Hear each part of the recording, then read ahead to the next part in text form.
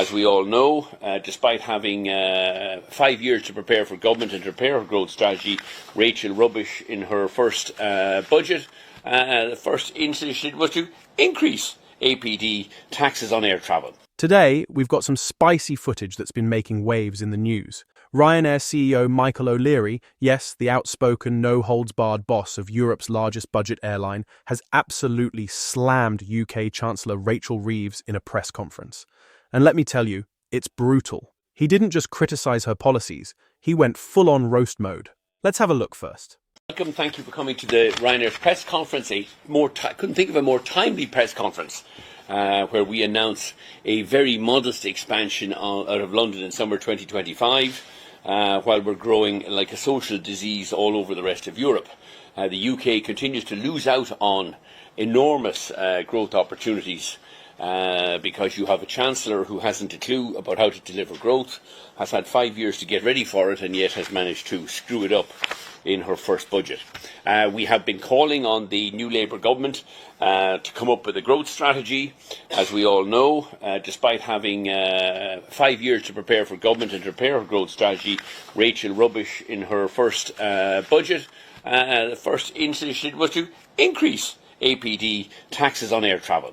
Nothing is designed to damage growth faster than increasing taxes on air travel. APD on short-haul flights to and from Europe will go from £13 to £15, a rate of tax of 33% on Ryanair's average ticket price of £45. Insane. And as a result, surprise, surprise, there is no growth. Rachel Reeves then is for the last week coming up with the Boris Johnson dead cat strategy. Let's throw something up there on the table that might distract people. Let's talk about a third runway in Heathrow. The third runway in Heathrow, if they started shovels in the ground today, will not be here until about 2035 or 2040 at the earliest, long after Rachel Reeves and the Labour government have been voted out of office or replaced by somebody else.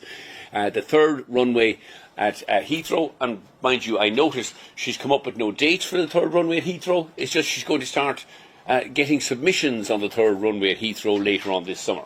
The third runway at Heathrow is a dead cat. If it ever arrives, it will be about 2040, 2045 or 2050.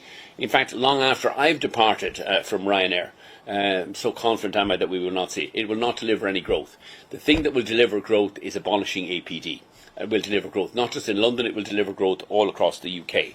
And that is the point I've made both directly in writing to Rachel Reeves and the Treasury, but they seem determined to pursue a strategy that will deliver no growth. Ryanair has the lowest costs in Europe, way below every other airline, which is why we are the only airline in Europe that has dramatically grown our pre-COVID traffic. Pre-COVID we were carrying 148 million passengers a year. This year, ended in March, we'll be at 200 million, and next year, including summer 25, will rise to 206 million passengers. Current developments, so we're seeing very strong post-COVID recovery. We have 340 aircraft on order, and here's the prize we've offered to Rachel Reeves. We deliver about 60 million passengers a year to the UK. Within 5 years, we could grow that by 50% to 90 million passengers. And all she has to do is abolish APD. It's a tiny amount of money, £4 billion, less than 3% of the UK budget, about 1/4 of the cost of the mythical third runway in Heathrow that won't be delivered in my lifetime, or certainly not in her political lifetime.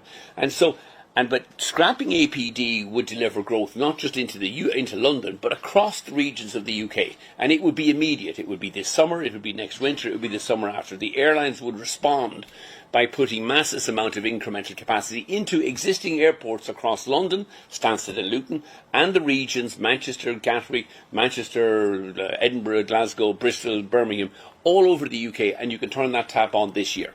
Michael O'Leary is not holding back here. He's calling out the UK government for what he sees as a complete lack of understanding when it comes to the aviation industry. And he's not stopping there.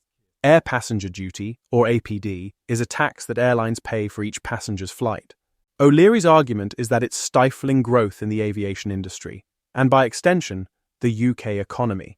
He's calling for it to be scrapped entirely, claiming it would boost competitiveness and growth. But is he right? Or is this just another classic Michael O'Leary rant? Let me know your thoughts in the comments below.